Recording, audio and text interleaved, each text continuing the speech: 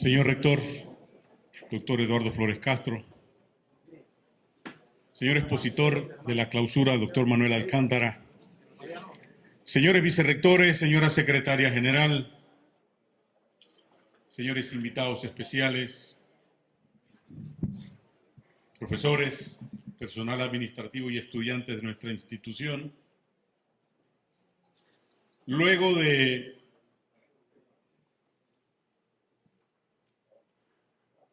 un buen inicio de esta tercera versión de la Escuela Internacional de Verano y que por 15 días tuvimos un buen vuelo, llegamos a hoy, Dios primero, a un buen aterrizaje de esa jornada académica, cultural que inició hace 15 días.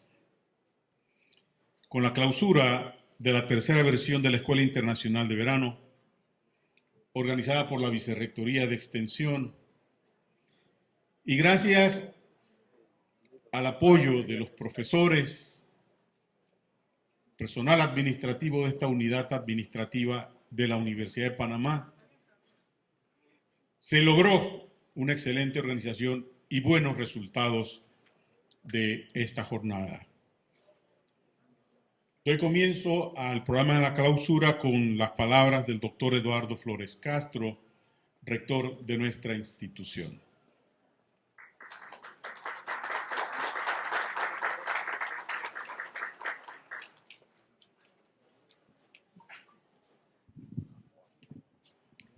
Buenos días, doctor Manuel Alcántara, vicerrectores, honorable Amílcar Marcenal, primer secretario de la Embajada de España, que nos acompaña, también a los colegas de la Embajada de Nicaragua que están con nosotros, gracias por acompañarnos, a los invitados especiales, todos los participantes internacionales y nacionales, jóvenes estudiantes, colegas. La Universidad de Panamá ha tenido 2 semanas de fiesta académica. Se han realizado más de 80 seminarios y diplomados en las especialidades más diversas posibles que podemos imaginarnos, desde la veterinaria, medicina, geotermia, ciencias sociales, historias, humanidades, educación, ciencias administrativas, economía. La universidad en estas 2 semanas ha sido un hervidero de actividades. Algunos colegas me han comentado que lastimosamente le hubiera gustado asistir a más actividades, pero chocaban los horarios unos con otros y tenían que ver cuál era el que iban a seleccionar para participar. Inclusive en este momento que nosotros estamos haciendo la clausura, se están dando actividades en el último día de seminarios y diplomados que se están desarrollando en el marco de la Escuela Internacional de Verano. Este año también la Escuela Internacional de Verano tuvo su proyección en los centros regionales universitarios, donde también se desarrollaron actividades académicas y también a través de la tecnología, todas las conferencias magistrales fueron proyectadas en estos centros, también fueron proyectadas al mundo entero a través de un canal de YouTube. La universidad ha dado muestra que sigue siendo la mejor inversión que puede hacerse en una nación. Esta universidad sigue brillando, sigue irradiando, como dijo el maestro Octavio Méndez Pereira, somos la fragua encendida de la población panameña. Quiero darle las gracias y felicitar al vicerrector, al profesor Denis Chávez, a su equipo de la Vicerrectoría de Extensión,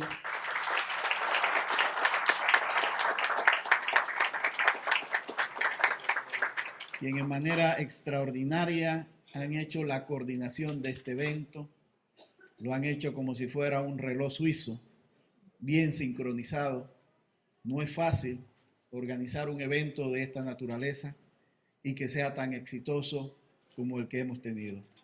Profesor Denis, colegas, a los participantes, la universidad se siente orgullosa y feliz de esta Escuela Internacional de Verano en su tercera versión, y sabemos que la cuarta versión va a ser mucho mejor.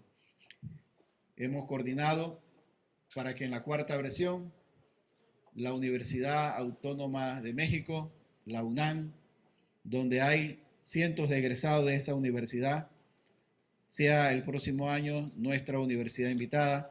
Inclusive el doctor José Emilio Moreno es egresado de la UNAM en su maestría y su doctorado, con el premio Gabino Barrero que da esta universidad, y además es el primer doctor de todo México en la especialidad de Ciencias de Materiales de la UNAM.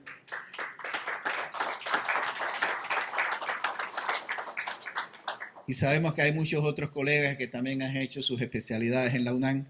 Por lo tanto, para nosotros va a ser importante poder coordinar. En este momento estamos en proceso de coordinación con el rector de la UNAM para que nos acompañe. Esperemos que él pueda sacar de su agenda, el doctor Graus, un espacio para que el próximo año esté con nosotros y los académicos de la UNAM también puedan participar de manera importante en la cuarta Escuela Internacional de Verano. Muchas gracias y que Dios los bendiga a todos.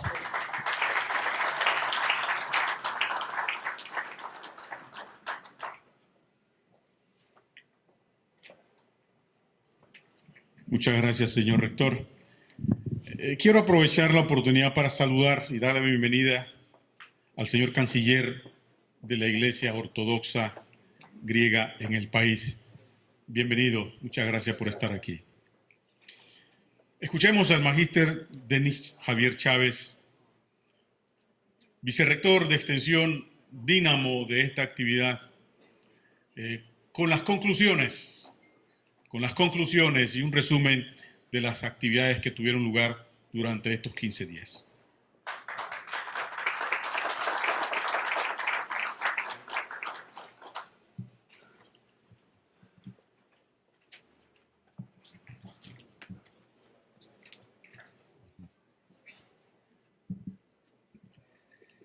Muy buenos días, doctor Eduardo Flores Castro, rector de la Universidad de Panamá, distinguido doctor Manuel Alcántara Sáez, invitado especial en este acto de clausura, estimadas autoridades universitarias, invitados especiales que nos distinguen con su presencia, profesores, estudiantes y administrativos.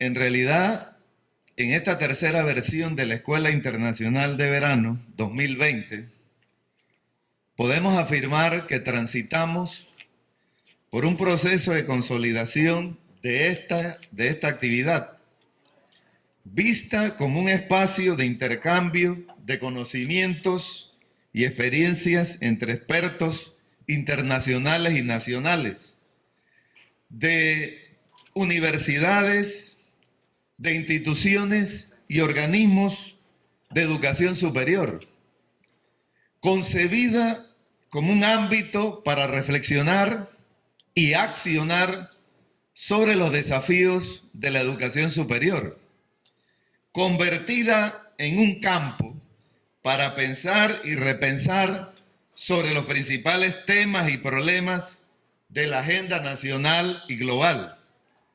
proyectada como una convocatoria nacional donde la Universidad de Panamá ofrece sus campus y sus sedes para que otras universidades, hermanas, instituciones estatales, organizaciones empresariales y sindicales, los movimientos sociales y la sociedad civil en general puedan organizar eventos académicos y culturales en el marco de la Escuela Internacional de Verano y en sus instalaciones universitarias. También esta Escuela Internacional de Verano se ha ido convirtiendo en una convocatoria a nivel internacional, especialmente en la región latinoamericana y caribeña, para organizar jornadas académicas y culturales de trascendencia local y global. Se trata de la organización de una oferta de verano académico y cultural para el país y el entorno de América Latina y el Caribe. Esa es la meta. En esta tercera versión incluyó, como señalaba el rector, a una universidad invitada, que ha sido el caso de la histórica, prestante e influyente Universidad de Salamanca. Obviamente con ella hemos tenido una excelente experiencia desde diplomados y seminarios, conferencistas, el excelente acto de honor y causa al rector Ricardo Rivero Ortega y la firma de un convenio marco y específico, consolidando la alianza estratégica con esta alta institución universitaria. En adelante, como señalaba el rector, cada año, cada verano, tendremos a una universidad invitada para que le dé la prestancia internacional e institucional a esta actividad. Debo informar que la Escuela Internacional de Verano culmina con un éxito que sobrepasó las expectativas. Como decía el rector, en verdad organizar un diplomado o un seminario cuesta.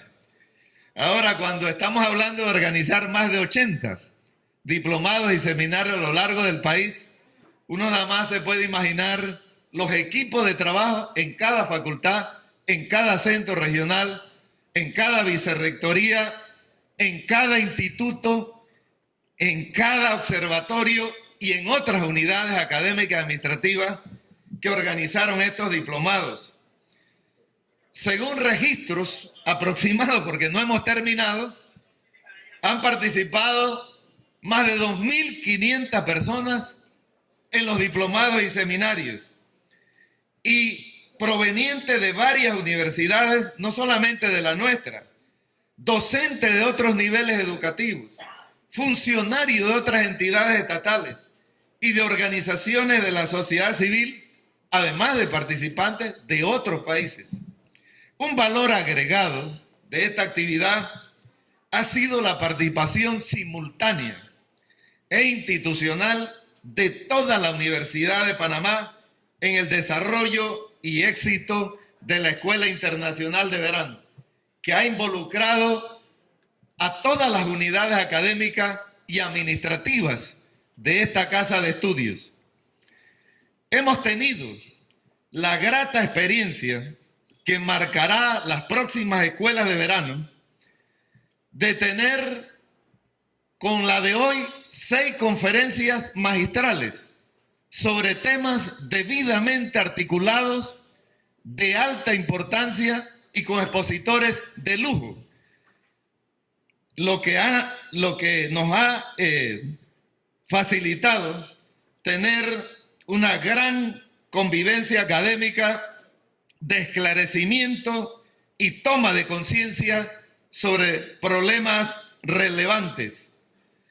Y eso que no hemos contabilizado, como decía el rector, la numerosa audiencia nacional e internacional que por medio de transmisiones en vivo por vía de internet se han beneficiado y han participado de estas actividades. Pero esta escuela de verano, además de tener un contenido académico, tiene un contenido cultural. Por eso ustedes ven aquí a la orquesta que va a cerrar esta actividad después de la conferencia de nuestro invitado, porque tuvimos importantes paneles de expertos, presentaciones de libros de gran nivel, con una alta concurrencia de cientos de personas, expositores y autores, exposiciones de arte, proyección de cine, encuentro musical y una novedosa actividad por segundo año que le hemos denominado Pasarela de Publicaciones, que en suma han sido eventos que muestran el talento y la producción cultural panameña y latinoamericana. Desde ahora, aprovechamos este acto de clausura para convocar a otras universidades, a otras entidades estatales, a organizaciones nacionales, a organismos internacionales, a la participación de la Escuela Internacional de Verano 2021, que coincide con el año del bicentenario de la independencia de Panamá de España. No puedo terminar estas breves palabras sin reconocer que el éxito de esta actividad que hoy clausuramos no hubiera sido posible sino por el esfuerzo, el empeño, el compromiso del comité organizador, integrado por prácticamente todas las unidades académicas administrativas, coordinado por la Vicerrectoría de Extensión, pero con protagonismo, con participación de casi toda la universidad. Se trató de un trabajo organizativo ejemplar, como una buena práctica que debemos conservar y mantener en el tiempo, digno de aplaudir y proseguir. Muchas gracias.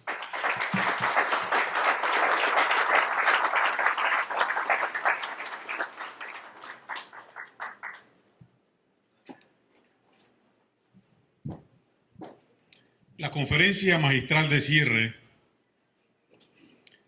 guarda mucha relación con las relaciones humanas en la era digital,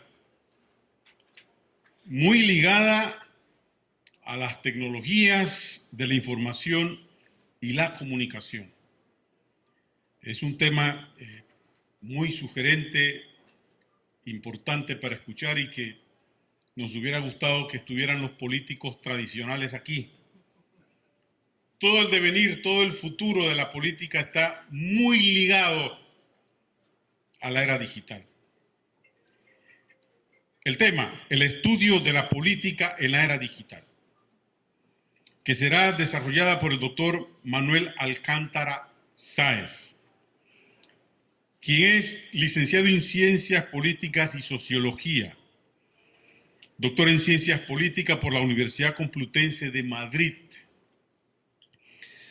Ha dictado cursos en distintas universidades españolas: Autónoma de Madrid, Autónoma de Barcelona, el Centro de Estudios Políticos y Constitucionales Internacional de Andalucía, del País Vasco, Santiago de Compostela y Valencia, y en las universidades extranjeras en Georgetown, Universidad de Belgrano, la Universidad Católica de Quito, la Universidad de Costa Rica y Flaxo, México, entre otras instituciones de altos estudios.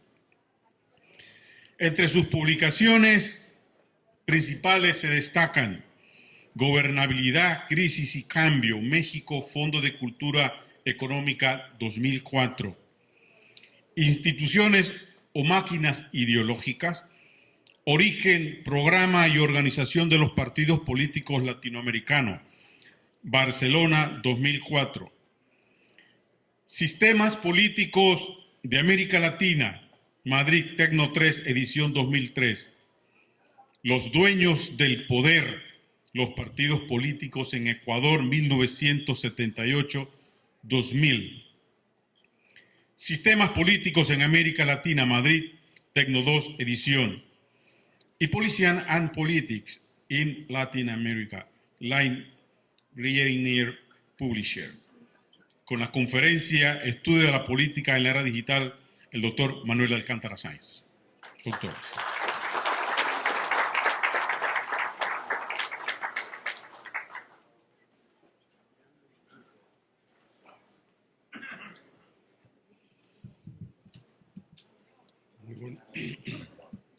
Muy buenos días, querido rector, don Eduardo Flores Castro, querido vicerrector, doctor Denis Chávez, queridas secretaria general, vicerrector, público en general, estudiantes, colegas, es para mí un gran honor haber recibido la invitación de esta universidad, de la Universidad de Panamá, para clausurar con ella la tercera edición de los cursos de verano, ¿no?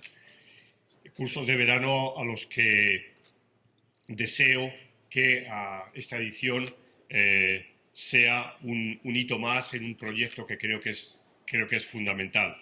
Que la universidad funcione los 12 meses del año, que no haya el lapso veraniego y que siga manteniendo su actividad a través de un proyecto refrescante como es este. Fíjense ustedes que cuando llegué me estaba puesto aquí la pantalla para la proyección la típica proyección de PowerPoint o lo que fuera, ¿no? Y yo le dije a la persona que me atendió, dije, no voy a usar ningún tipo de medio audiovisual, ¿no? Y esto sobre todo lo digo para las personas más jóvenes, para las y los estudiantes que sobre todo pues están mucho más digitalizados que la gente de mi generación. Yo voy a hablar precisamente de la era digital, pero voy a hablar y voy a seguir un esquema y voy a seguir un texto escrito en papel y no voy a usar estas tecnologías. Porque de vez en cuando debemos introducir una pequeña pausa en nuestra vida digital, ¿no? Por ello, no sé si es una pequeña provocación, pero sí quería señalarlo, ¿no? Como se ha indicado, voy a hablar del estudio de la política. Finalmente soy politólogo, como han podido ustedes constatar en la presentación que han hecho de mi persona. Soy profesor de ciencia política, por consiguiente me interesa mucho la ciencia política, pero la reflexión no va a ser estrictamente en términos de la disciplina, sino que voy a pretender vincular esta con el mundo en el que vivimos, con la era en que vivimos, que es una era digital, y ver cómo se han producido, cómo los cambios que se están produciendo, sobre todo en las tecnologías, en las nuevas tecnologías, ya no tan nuevas, de la información y de la comunicación, están afectando a esta disciplina. Porque realmente la política no es ajena a los cambios que se dan en el entorno. Nunca lo ha sido, ¿no? Transformaciones que a su vez se ven influenciadas entre sí de manera sistémica en términos de Talcott Parsons o de David Easton, o configurando un campo usando la terminología del francés Bourdieu. Las innovaciones tecnológicas, las mutaciones sociales y las nuevas tendencias en el seno de la economía y las finanzas impactan en la política. Siempre ha sido así y hoy también. Normalmente, sin embargo, la política, y no se diga la disciplina que la estudia, reacciona con cierta demora a estas transformaciones. Por consiguiente, y en los minutos que siguen, voy a abordar los retos que tiene la política según la siguiente secuencia. En primer lugar, defino sucintamente qué entiendo por política, de acuerdo con lo defendido en diferentes trabajos que he realizado en los últimos 20 años.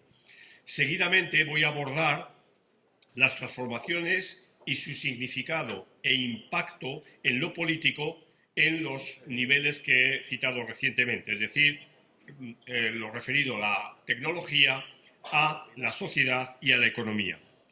Luego voy a reflexionar sobre la huella de estos cambios en 3 aspectos que considero que son sustantivos de la política, que tanto tienen que ver en uno de sus costados básicos, como es la representación.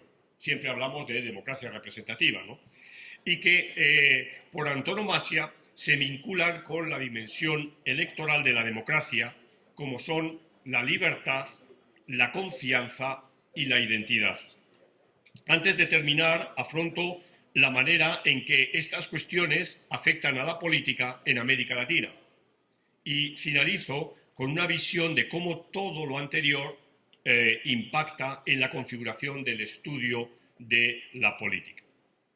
En cualquier caso, la presente conferencia pretende provocarles la reflexión desde la convicción de que la precisión conceptual y el rigor metodológico son unas de las finalidades primordiales en el ámbito académico. Las páginas que siguen y que voy a leer desean hacer recapacitar sobre cuestiones muy próximas, casi debería decir cotidianas, y en relación con su imbricación con la política y en especial con la democracia representativa, repito, y la ciencia política, disciplina que a veces parece anquilosada en la discusión de temas añejos, quizá también sugerir nuevas vías de investigación. Este propósito es aún más perentorio si lo que se trata de abordar es el propio término que denomina a una disciplina, un objetivo teóricamente necesario e imprescindible a la hora de sentar las bases de su maduración. ¿Cuál es la evolución del significado de lo político? La reflexión especulativa con respecto a este término es uno de los grandes retos epistemológicos presentes a lo largo de la evolución de la humanidad. Desde que hay constancia histórica, no hay lapso en que no se haya dejado de abordar el asunto, integrando lo pensado en el contexto del momento y en consonancia con la evolución de diferentes paradigmas sobre los individuos y sus configuraciones tanto particulares como grupales. La definición de lo político, tienen ustedes, de la política, es consustancial con la ciencia política, una disciplina que, como hoy se conoce, sienta sus bases en los albores del siglo XX, articulada sobre 4 ejes fundamentales, como fueron el impacto del pensamiento liberal, la construcción del Estado moderno, la edificación de la nación y, finalmente, la llegada de la nueva sociedad de masas. A todo ello debe añadirse el desarrollo de la universidad a lo largo del último siglo. El pensamiento liberal, en tanto que punta de lanza de nuevas ideas políticas, articula un tipo de régimen de equilibrio de poderes, de imperio del Estado de Derecho, de representación ciudadana y de construcción de una comunidad política nacional que apertura una dimensión nueva de lo político y de la política. Asuntos como la propia separación de poderes, el papel del Estado como monopolizador de la violencia, la identidad ciudadana y nacional, los procesos electorales y los mismos fundamentos de la política con relación a su legitimidad legal racional son sustanciales. La nueva sociedad, surgida de la revolución industrial, incorpora a millones de individuos al juego sobre el usufructo y límites del poder definido por las reglas liberales. Asimismo, presiona mediante instancias representativas sobre las viejas estructuras estatales en demandas de políticas públicas que satisfagan necesidades insoslayables en pro del bienestar general. La sociedad de masas busca convertirse en la sociedad de la clase media. Entre medias, la evolución del Estado-nación termina construyendo uno de los proyectos más ambiciosos en la historia de la humanidad. Por su parte, la universidad deja de ser el centro de estudio elitista que había sido en los siglos anteriores para abrirse a las clases sociales emergentes e impulsar nuevos saberes con un perfil de mayor especialización, sobre la base de viejos asuntos. No hay duda de que la expansión de la ciencia política se va a dar en el seno de un proceso de profundo cambio que trae consigo enormes expectativas generales de movilización social gracias al acceso al conocimiento elaborado, además, de forma diferente, así como del imperio de instituciones políticas novedosas. En el mundo anglosajón, este proceso se dio con un ritmo más acelerado y sostenido. Allí se pudo diferenciar perfectamente entre tres términos: politics, policy y polity, cuyas connotaciones en torno a las ideas de proceso, práctica y marco siempre tuvieron una notable dificultad para ser transferidas al idioma español, donde ha estado presente la confusión terminológica siempre. Sin llevar a cabo un repaso de cómo a través del siglo XX se vino configurando el escenario de discusión de lo político, de la política, hay que destacar, entre otras, la tensión originada por las dos visiones contrapuestas entre dos grandes pensadores alemanes, Hannah Arendt y Carl Schmitt, y el quiebre intermedio registrado por la propuesta de un canadiense norteamericano, David Easton, así como las modificaciones que trajo consigo el neoinstitucionalismo y colateralmente el pensamiento del ya citado Pierre Bourdieu. Para Hannah Arendt, prototipo de pensadora que reivindica afanosamente como modelo un mundo virtuoso, ser político equivale a ser una persona pública, concernida por los asuntos públicos. Además, la vida política de la ciudadanía constituye una opción moral libremente hecha por personas que podrían fácilmente haber escogido otra, siendo la asociación política, dice Hannah Arendt, una comunidad moral basada en la confianza, la amistad y el respeto mutuo, aspectos estos sin los cuales el mundo político no existe. Por ello, ve con enorme preocupación el retraimiento con respecto a la política y al ámbito público que se han convertido, y esto lo escribe a finales de la década de los 70, en la actitud básica del individuo moderno, quien, alienado del mundo, solo puede revelarse verdaderamente en privado y en la intimidad de los encuentros cara a cara. Frente a ella, el pensamiento de Carl Schmitt se alza como antagonista, ya que para él lo político, y es una posición totalmente diferente, se basa en la distinción amigo-enemigo, una propuesta de calado radicalmente diferente. La revolución conductista, junto con la apropiación del concepto de sistema, según el uso de Talcott Parsons, lleva a David Easton a su propuesta innovadora en la que lo político, la política, deja de ser un sustantivo para quedar relegado a un puro adjetivo. Recuerden ustedes que David Easton es el progenitor del concepto sistema político. Lo que vale por encima de todo son relaciones, funciones entre actores e instituciones, con flujos de demandas y de apoyos en busca de equilibrios que resultan a veces complicados.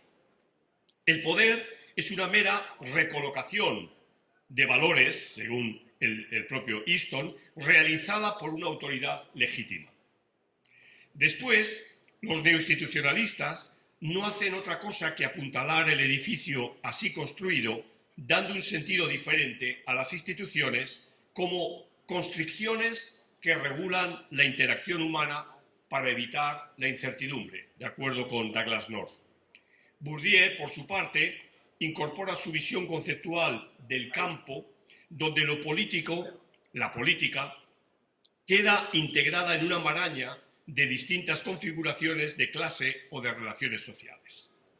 Bueno, este es el estado de las cosas en la disciplina, en la ciencia política, cuando se avizoraba el final del siglo pasado, del siglo XX. Pero el escenario mundial cambió radicalmente en apenas una década, como consecuencia de procesos que venían incubándose. El más conocido es la caída del muro de Berlín. La caída del muro de Berlín aceleró la globalización sobre la base de una profunda desregulación, de la presencia del capitalismo transnacional y del desarrollo de las nuevas tecnologías de la información y de la comunicación, las TICs, que auparon más aún su avance. Todo ello terminó trayendo consigo la progresiva separación del poder y la política, algo sobre lo que volveré más adelante. En la medida en que el capital financiero extraterritorial empezó a moverse sin límite alguno, el espacio y distancia y la política siguió permaneciendo restringida al ámbito territorial, es decir, al ámbito local. El flujo de aquel comenzó a estar cada vez más fuera del alcance de las instituciones políticas. Igualmente, los procesos desreguladores, de la mano del neoliberalismo imperante, hacían prescindible la acción del Estado. Por otra parte, el espacio que ve el ascenso de nuevos jugadores en el panorama internacional, algunos en clave nacional, son el caso de la China, de India, de Rusia, y otros como conglomerados empresariales, es decir, me estoy refiriendo a los gigantes del Internet estadounidense, Google, Alphabet, Apple, Facebook, Amazon, Microsoft, o chino, Baidu, Alibaba, Tencent, Xiaomi, es decir, un conglomerado en el que la más vieja de todas estas empresas es Microsoft, que fue creada en 1971, conglomerados empresariales, digo, de insólito vigor, insertos en la nueva economía de lo que algún autor ha denominado de la materia oscura, de lo intangible y de lo simbólico. Ese es el trabajo de Haskell y Westlake del año 2018. Todo ello trajo consigo una transformación de enorme trascendencia en el papel de los estados nacionales, que hasta entonces habían venido constituyendo la unidad por excelencia donde se escenificaba la política. Igualmente, todo este escenario potenció una nueva forma de capitalismo que ha sido denominado en un trabajo del año pasado por Zuboff de capitalismo de vigilancia. Pero el cambio más trascendental acaeció en la arena tecnológica al verse afectados tres niveles que hasta ese momento no habían tenido impacto alguno. En primer lugar, la revolución tecnológica, el significado de los nuevos soportes en manos de la gente, en segundo término, y la capacidad de almacenar los datos generados que posteriormente pueden convertirse en patrones y ser interpretados por otros agentes. La presente revolución tecnológica se inserta en la historia de la humanidad como una de las grandes transformaciones habidas en todos los tiempos. Su carácter complejo parece no tener fin. El hecho de estar al borde de la denominada supremacía cuántica y su inmediato impacto en el mundo de la computación es una de las últimas evidencias. Desde la perspectiva de la política, los nuevos soportes en las TICs tienen un impacto enorme que continúa la huella que dejó en nuestra civilización la expansión de la imprenta y el saber leer, potenciando el énfasis en la fe individual, Lutero, que tanto contribuyó a que la verdad fuera paulatinamente algo de raíz subjetiva, hasta llegar al momento actual, caracterizado por su enorme plasticidad. Además, lo que viene a revalidarla es la aceptación social, ya que en la actualidad la verdad, en lugar de ser el resultado de testimonios contrastados, se convierte en el veredicto de un refrendo constante de audiencias. Las TICs conllevan 7 características que configuran su frescura y su trascendencia. En primer lugar, son universales. En segundo término, son inmediatas, es decir, permiten la conectividad instantánea en tiempo real. En tercer lugar, son portables, facilitando que la referida conectividad sea permanente, pudiéndose conectar los usuarios desde no importa dónde se esté en virtud del acceso prácticamente irrestricto. En cuarto lugar, son reflexivas, posibilitando la respuesta y la interconexión. En quinto término, facilitan la hiperconectividad, por lo que se puede estar a la vez en diferentes escenarios y son multifuncionales. En sexto lugar, permiten agregar y almacenar técnicamente multitud, es decir, millones de preferencias. Y finalmente, su propagación ha sido vertiginosa, Pues el escenario que acabo de describir se ha alzado en menos de un cuarto de siglo. Solo les recuerdo una cuestión, basta que recordar que mientras que el teléfono fijo tardó 75 años para que su número de usuarios alcanzara 100 millones de personas, la telefonía celular ha hecho este recorrido no en 100, sino en 4.000 millones de personas en 25 años. Todo ello comporta aspectos nuevos de la integración social, como son la posibilidad de actuar anónimamente, la viralidad que un mensaje puede tomar en la red, llegando a millones de usuarios en un tiempo muy reducido, el sentimiento de empoderamiento que logra alcanzar a sentir quien está en posesión de una terminal, de un teléfono celular o de una pantalla, la conciencia de pertenencia a una comunidad virtual y a la vez dando voz a personas explotadas y privadas de derechos para que sus opiniones fueran escuchadas, generando aquello que Martin Luther King había señalado en cuanto a la sensación de ser alguien. No obstante, la aparente facilidad en la comunicación que dinamizan las técnicas de publicidad y de propaganda, la movilización de simpatizantes de manera virtual, consiguiendo la aquiescencia explícita de los mensajes, así como en el mejor de los casos, hacer que concurran a la plaza y la expresividad absoluta e individual, tienen un lado menos promisorio.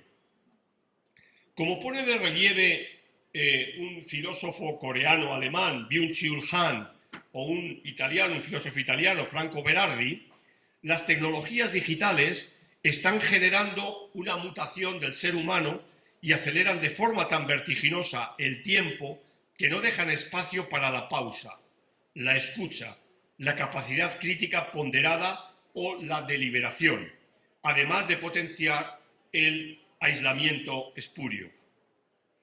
Han enfatiza que las consecuencias de dejar atrás la organización social disciplinaria, en la que si uno cumple con su deber podrá vivir satisfecho, para sumergirnos en la sociedad del rendimiento, cuyo paradigma es ese individuo exhausto por una competitividad autoimpuesta y sin límite que le obliga a estar siempre alerta y siempre en forma, y que percibe cualquier distracción o contratiempo como una amenaza para su carrera. Si fracasa, será por su culpa. Según Berardi, por otra parte, los dispositivos tecnológicos se han convertido en una prótesis de nuestros cuerpos y en una herramienta de relación permanente con el mundo, devaluando así nuestra experiencia directa e inmediata de la realidad, afectando a las emociones, el psiquismo, la percepción y la relación con el otro. La naturaleza de las TICs, por otra parte, acorta la capacidad de atención, puesto que las personas son cada vez más rápidas en tareas mecánicas, pero están menos capacitadas para ocuparse de cosas complejas. La riqueza de información crea pobreza de atención.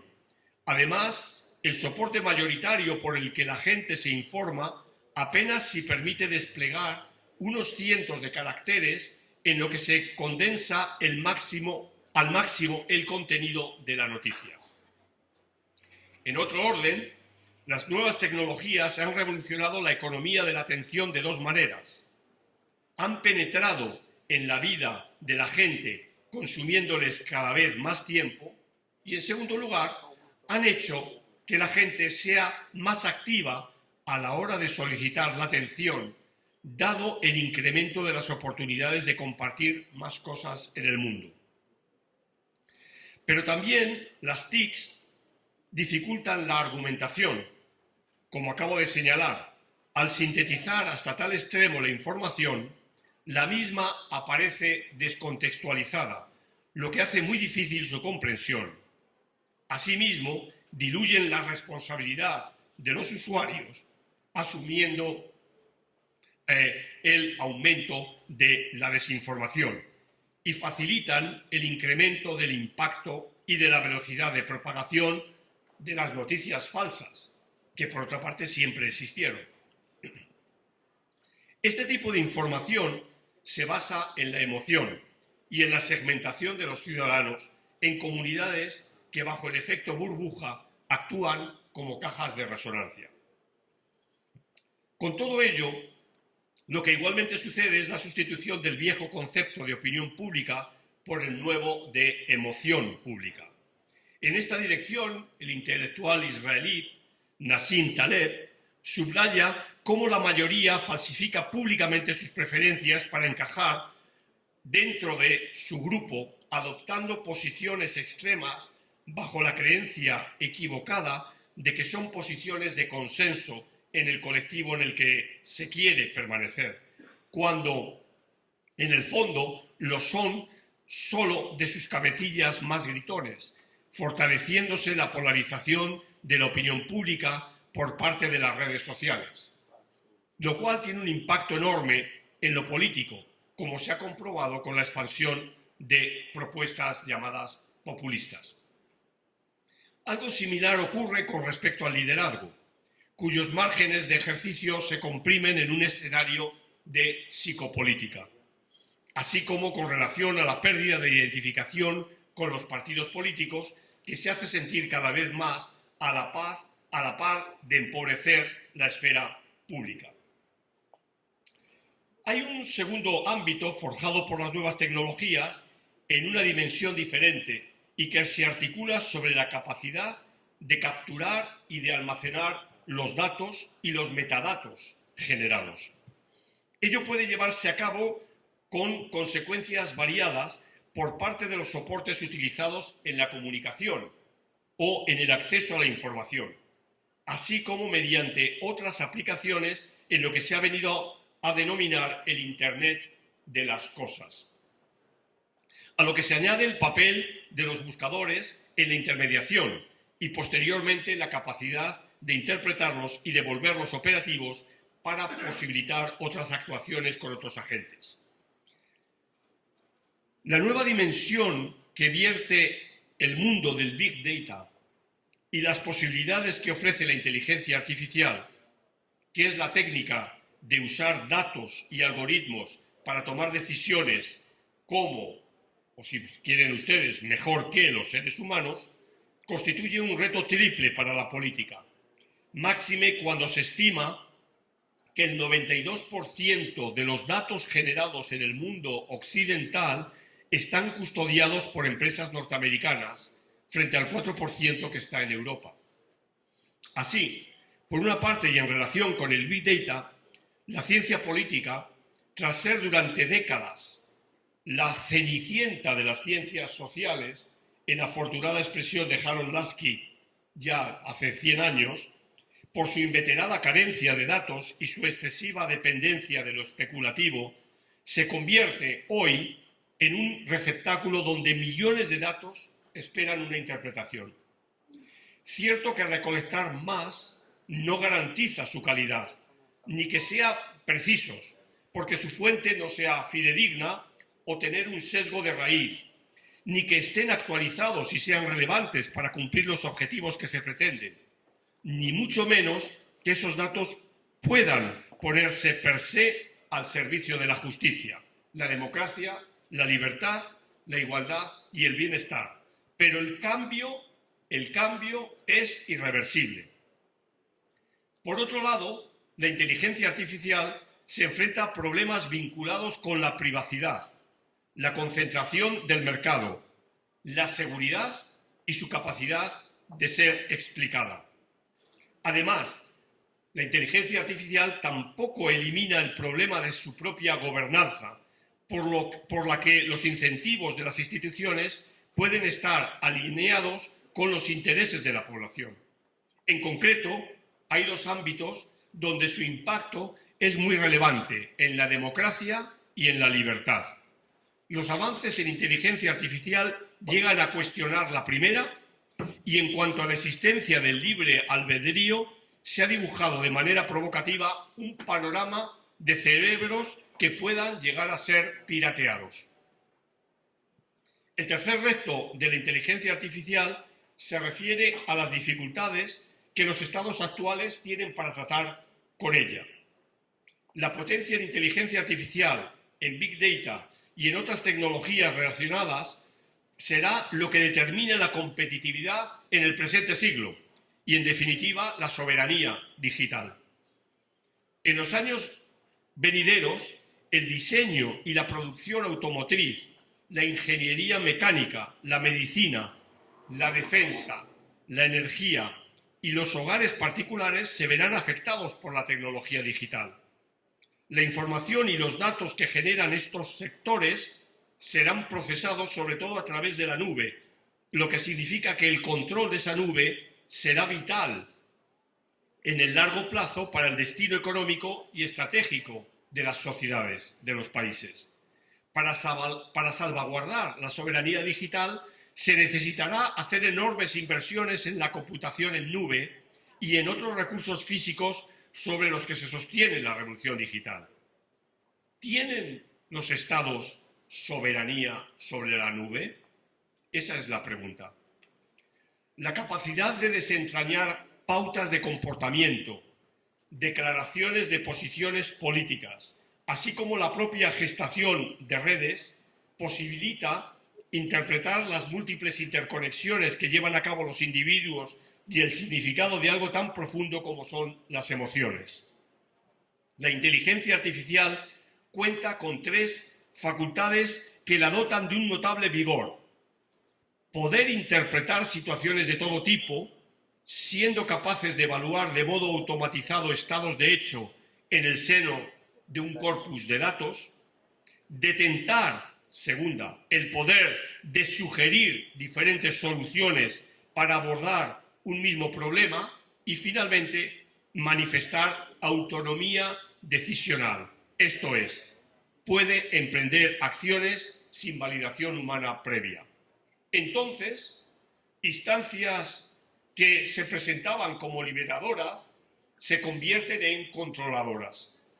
Complementariamente, quienes han controlado el proceso lo han hecho con afán cleptocrático, usando el manejo monopolizador de los datos que se les entregan gratuita y dócilmente para constituirse en los grandes conglomerados que han surgido en apenas 2 décadas y que han puesto en jaque a los estados-nación.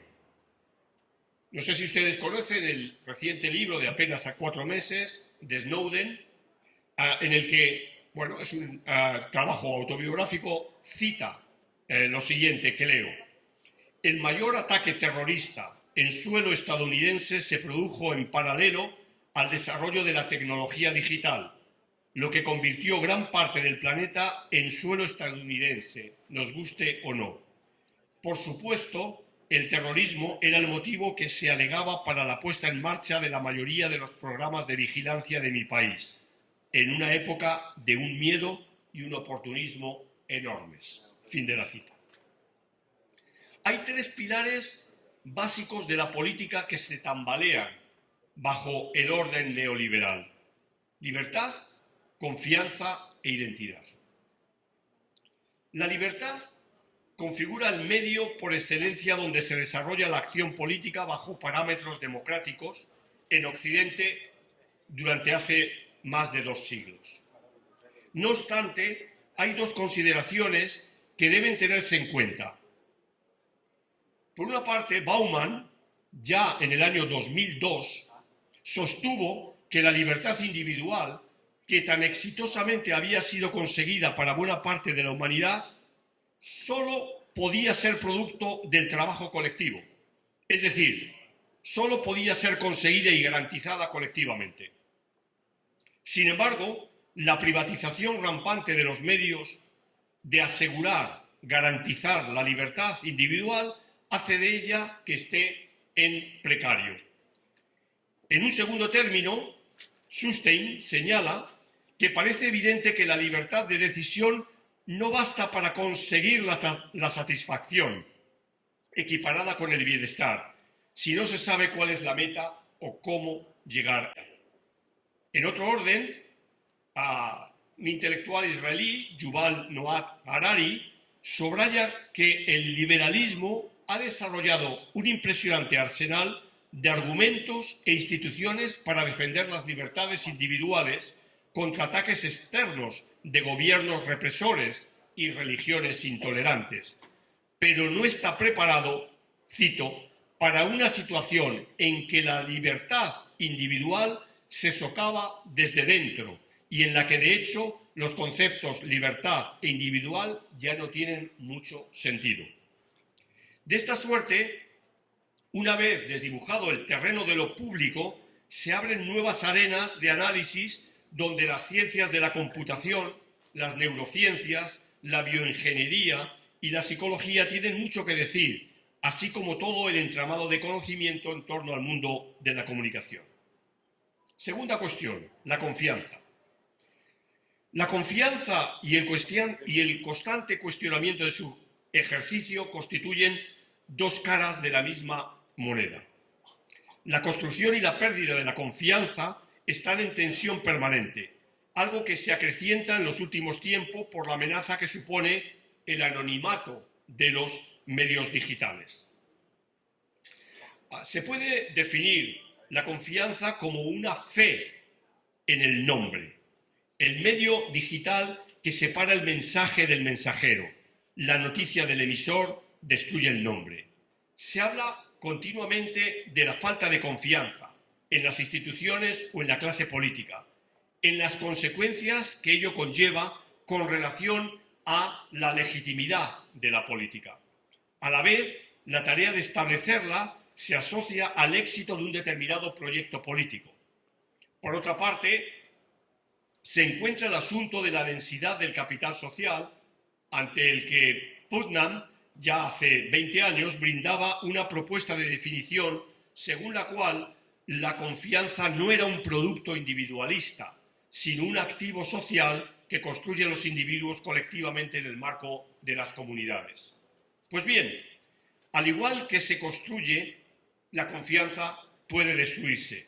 Y en este sentido, me pregunto, ¿no será que su erosión sea un efecto de la cualidad discapacitante del conocimiento y la consiguiente pluralización de la vida social? ¿No constituye la apatía una respuesta individualista a la intensidad hiperdemocrática? Es decir, ¿no decide el individuo apartarse en un contexto donde hay un flujo arrollador de mensajes extremos y se posee al menos la capacidad cognitiva suficiente para desarrollar una actitud escéptica? Y también me sigo preguntando, ¿no es el caso que el capital social puede adoptar formas inclusivas, pero también excluyentes, y que en estas últimas figuran organizaciones como el Ku Klux Klan o las bandas callejeras, las maras, con consecuencias dispares para la vida democrática? Pero por otra parte, y volviendo a las nuevas tecnologías de la información y de la comunicación, ¿es factible usar mecanismos de blockchain para restablecer la confianza perdida gracias al establecimiento de mecanismos que aseguran la integridad y la veracidad de la información? Tercera cuestión, la identidad. La política se desvanece, además, en el entramado de las relaciones que impulsan las nuevas tramas de la economía. El neoliberalismo triunfa y no es solo debido a sus cuestionadas propuestas económicas en clave del paroxismo del consumismo, donde se resalta la rapidez, el exceso y el desperdicio, y del triunfo de la faceta financiera de la economía, sino por haber incorporado a la sociedad pautas culturales consistentes. En este sentido, es interesante constatar cómo el cambio iniciado en la década de 1960, bajo uno de sus más memorables eslóganes románticos, que rezaba «Lo personal es político», llega a nuestros días cuando, como sucede en Estados Unidos, el centro del liberalismo ha pasado de la comunidad a la diferencia. La idea de competencia irrestricta entre sus miembros, de soledad profunda, y de individualismo egoísta a ultranza guía el comportamiento de las personas que llevan una vida precaria y vivida en condiciones de incertidumbre constante. El auge de la fe individual, dice Bauman en un trabajo en 2006, marcó el debilitamiento progresivo de la densa malla de lazos sociales que envolvía con firmeza la totalidad de las actividades de la vida. Fin de la cita. Por tanto, es interesante constatar cómo las expresiones contestatarias que se dan paulatinamente son configuradas como antipolíticas. Paralelamente, la evidencia empírica muestra el incremento notable de la desigualdad estructural a nivel mundial. Hasta hace poco se creía tener enfrente al Estado como instancia de dominación que arrebataba información a los ciudadanos en contra de su voluntad. Hace tiempo que esta época quedó atrás. Hoy nos desnudamos de forma voluntaria. La galopante erosión de la privacidad viene de dos lados. Es precisamente este sentimiento de libertad el que hace imposible cualquier protesta. La libre iluminación y el libre desnudamiento propios siguen la misma lógica de la eficiencia que la libre autoexplotación. ¿Contra qué protestar? ¿Contra uno mismo? La sociedad líquida, en términos del citado Bauman, se veía acompañada hasta hace poco por instituciones sólidas que punteaban nuestra realidad, que sin embargo ahora están en una profunda mutación. Las transformaciones en una pieza tan fundamental para la democracia representativa como son los partidos políticos son una clara evidencia en la medida de que su función de intermediación, como la de tantas otras instituciones, se ve radicalmente cuestionada. Además, se da la pérdida masiva de confianza en los partidos como consecuencia de la corrupción rampante, de la centralidad de los candidatos sobre las maquinarias partidistas y de la pérdida de identificación del electorado con las etiquetas partidistas. El predominio de una política basada en candidatos ha acentuado el patrón personalista de la misma, llegándose a niveles de narcisismo que rayan lo patológico. En efecto, los rasgos narcisistas, asociados con muchos de los comportamientos de líderes políticos, especialmente aquellos de conductas contradictorias que manifiestan un contraste entre las palabras y los hechos, cada vez están más presentes en la vida política, viéndose reforzados por los nuevos esquemas de comunicación. El ejemplo de la comparecencia de ayer del presidente norteamericano es suficiente para reforzar estas palabras. En la generación de Facebook existe una creciente preocupación de que el aprecio al ego y el narcisismo se está extendiendo en la sociedad. Hay un índice, que es el índice Narcissist Personality Inventory, entre estudiantes universitarios, que en un estudio ha señalado que ha crecido más del doble. Por otra parte, el diálogo como categoría política en el rango, hasta hace poco conocido, aparece como una antigualla e incluso queda criminalizado en la medida en que en las redes donde la gente se mueve por innumerables estímulos se potencia el resentimiento identitario, se desertifica el pensamiento complejo y reina el autismo social. Además, las redes y en general las tecnologías de la información y la comunicación están en el origen de un serio proceso de hiperindividualización, por el que el usuario deja de percibirse como miembro de la comunidad para convertirse en punto de referencia casi único.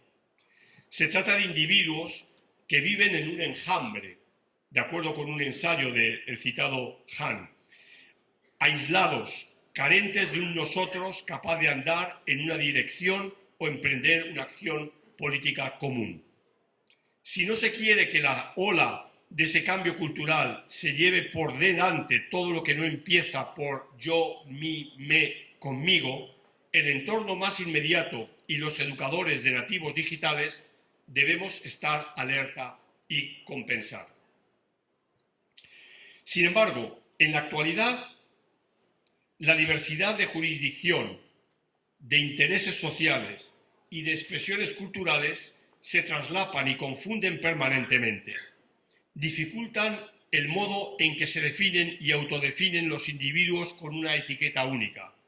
Se es panameño, madrileño, castellano, español, europeo, albañil, conductor, abogado, homosexual, católico, evangélico, ambientalista, vegano.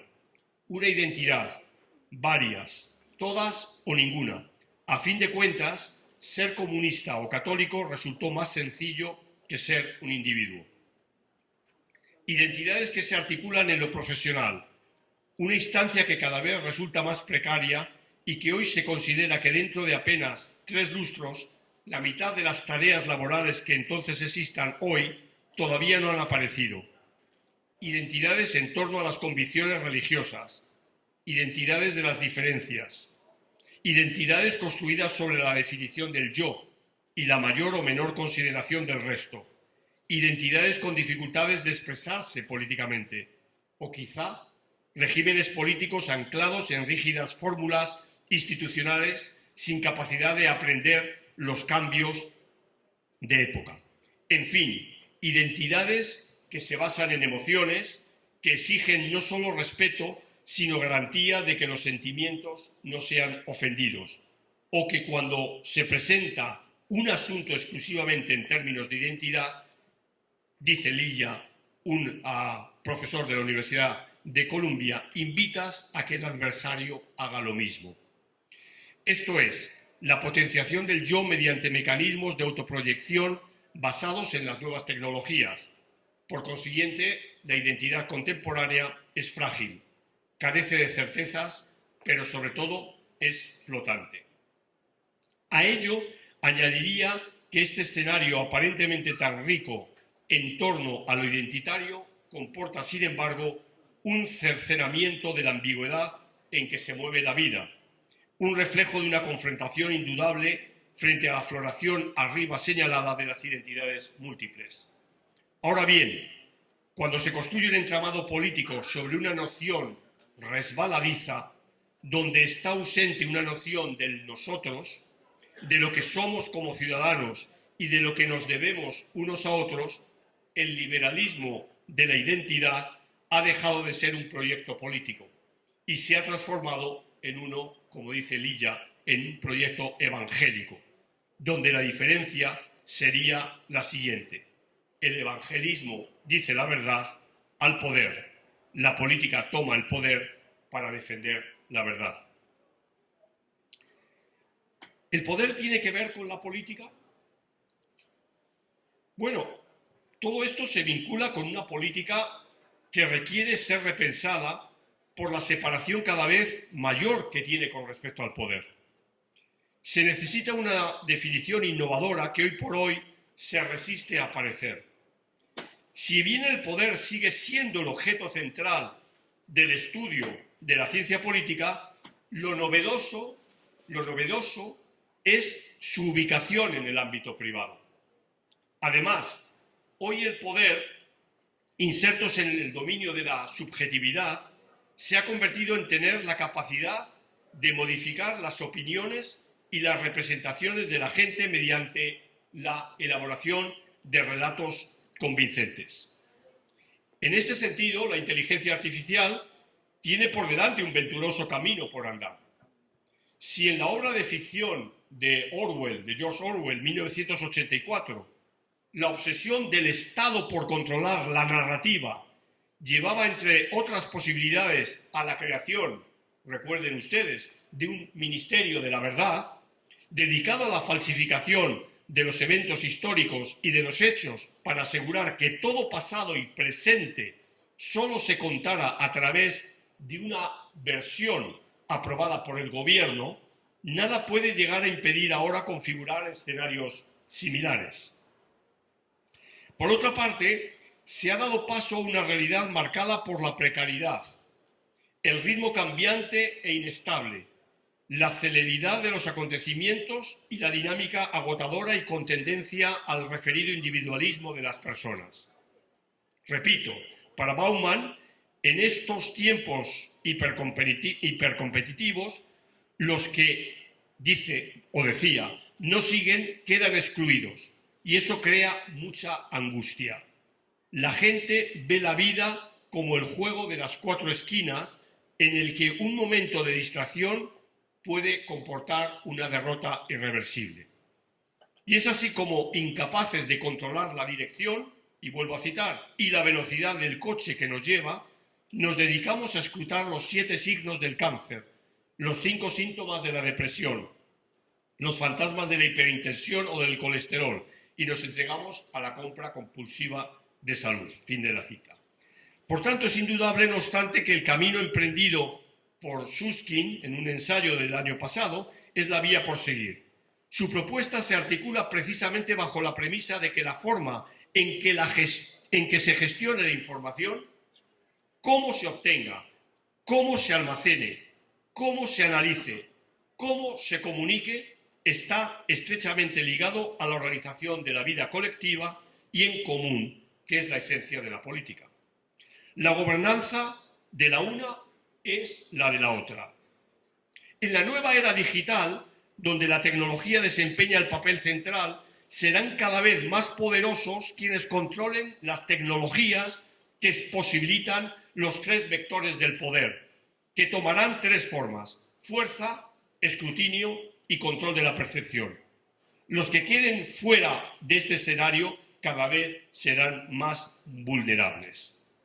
La realidad no es más que información, y he aquí su patria.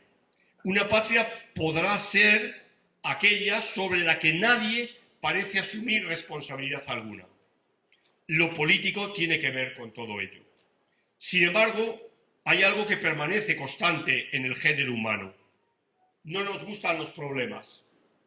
Y por definición, la política también se ocupa del conflicto, de los problemas.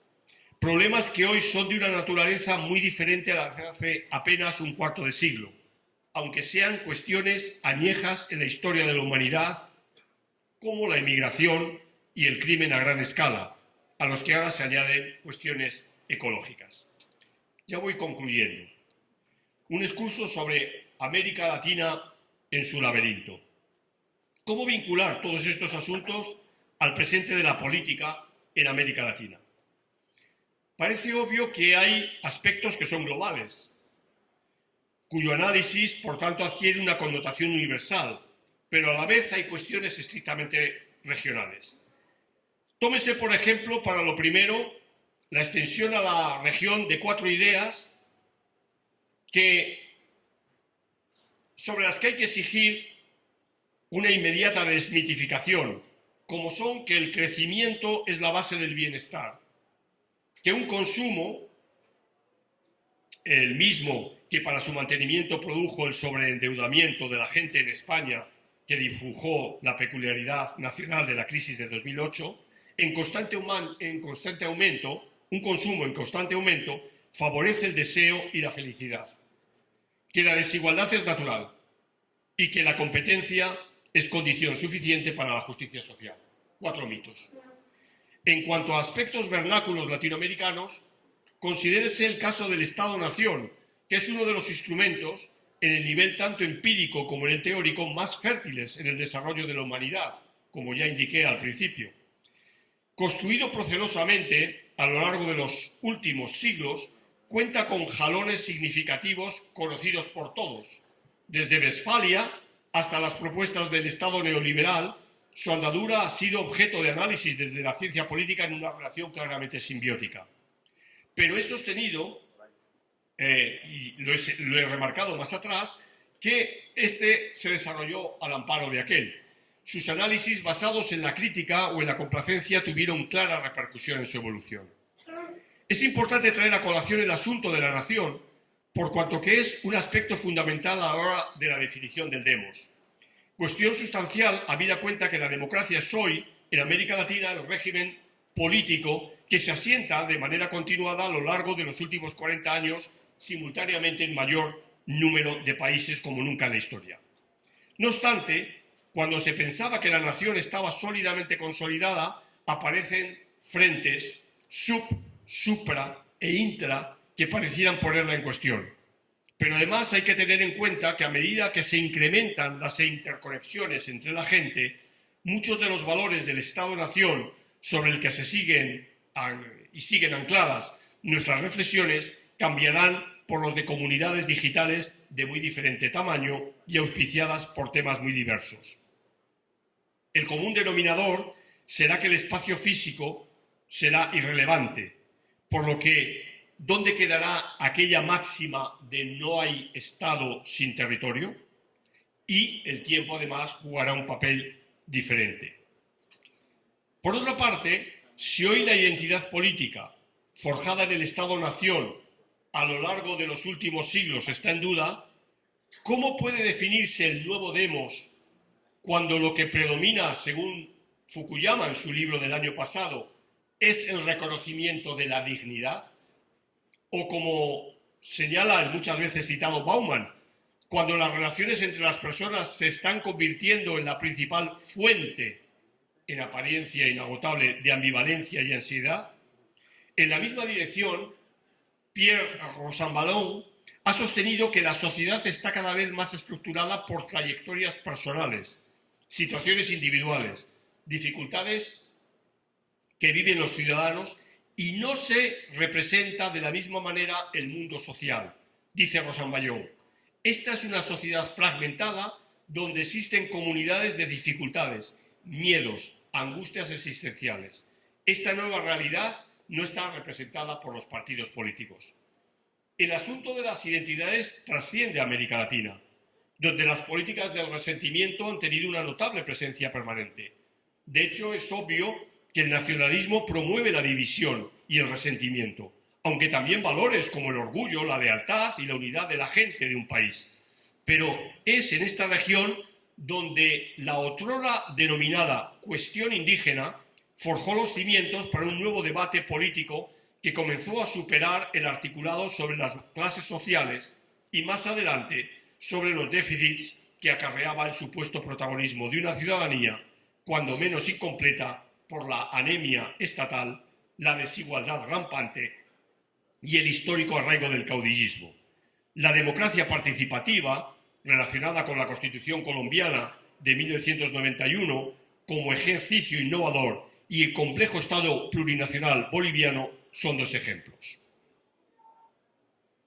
El dilema intelectual está ahí. La organización algorítmica de la sociedad, la gente que cambia, pero nuestra disciplina también. Paulo Rabeca, en un trabajo del año pasado, así lo pone de relieve. Hay viejas aproximaciones cuantitativas que compiten, pero también se retroalimentan con aquellas de carácter cualitativo para acercarse al objeto último de la ciencia política que constituye el estudio del poder. No obstante, esa dupla parece insuficiente en el escenario actual en el que vivimos, que abordé en la primera parte de esta conferencia. Hay necesidad de agregar nuevas dimensiones. Rabeca plantea una tercera aproximación, al requerir prestar atención a la forma en que el poder y la política permea lo académico. Critica como el principal procedimiento epistemológico la separación existente entre lo social, lo económico y lo personal individual. Cuestionar el hiperrealismo de la ciencia política, que confronta a la política expresiva, en fin, abordar la senda de la compleja relacionalidad, donde el yo tenga una precaria presencia, aunque activa, se alzan con frescura como agenda que merece ser discutida, sin que ello suponga caer en el narcisismo de las pequeñas diferencias al que se refería Sigmund Freud, o siendo consciente de que la política no refleja nada, pero crea todo, y que, como ocurrió con la medicina al dar el salto para centrarse en el paciente, la política pareciera estar cada vez más centrada en el individuo. Las consecuencias a la hora de aplicar las variedades facetas en que las TICs envuelven la realidad política va acumulando evidencias notables, diría terribles, permaneciendo a la zaga el desarrollo de nuevos conceptos y de metodologías innovadoras para su comprensión. Así llegaron el referéndum del Brexit, la victoria en las elecciones en el mismo año de Donald Trump, ambos atribuidos a la influencia perniciosa de la comunicación digital. Se sucedieron los escándalos del espionaje masivo y se desató, no olviden, el genocidio de los musulmanes rohingya en Birmania, en el que las publicaciones en Facebook y Twitter jugaron un papel decisivo, sin que las empresas hicieran nada para evitarlo. De todos estos sucesos, hoy en día solamente hay una víctima, Cambridge Analytica, y dos objetos de atención que se contraponen: el colectivo humano segmentado en miles de millones de unidades y las tendencias monopolizadoras de un puñado de grandes empresas sin que se contrarresten desde la política. Hoy el escenario es de banalización, donde la democracia se ve reducida a las elecciones. No hay rendición de cuentas ni equilibrio de poderes y los sistemas de partidos se mecen al albur de la volatilidad, la pérdida de identidad por parte de sus seguidores, la indisciplina en sus filas, la desconfianza y mala valoración por parte de la gente. La dupla sobre la que se potenció el desarrollo de la democracia y su consolidación en un momento dorado de su tercera ola en términos de capacidad de respuesta y de responsabilidad por parte de la clase política, en mi opinión, se ve terriblemente debilitada. El escenario es el de una democracia fatigada y el de una ciencia política que requiere dialogar con otras disciplinas que ayuden a entender los efectos de las TICs en el comportamiento humano y en su utilización espuria que anule la capacidad de agencia de los individuos. Por otra parte, ni los políticos terminan de responder a las demandas de la gente cada vez más heterogéneas, difusas y erráticas, ni la sociedad toma conciencia de los severos cambios en que se halla envuelta. Por ello se incrementa la responsabilidad de ambas partes a la hora de llevar a cabo la tarea de formar y de educar a los ciudadanos en temas de complejidad creciente y en disuadirles en un esfuerzo prácticamente imposible de las predisposiciones, ideales y sentimientos simplistas suscitados en contextos de posverdad. Hasta aquí he abordado el impacto de la revolución digital y tecnológica en la sociedad y en la política, la toma de conciencia de que dos instancias fundamentales en ambas arenas, en la tradición de los dos últimos siglos, como son la familia y el Estado-nación, están globalizadas desde su interior y, consecuentemente, están situadas en el umbral de cambios dramáticos, no es suficiente. El impacto del desarrollo del dataísmo a una escala difícilmente predecible hace apenas unos lustros es el principal reto inmediato que tiene la política y aquellos que la tienen como objeto de estudio. Muchas gracias.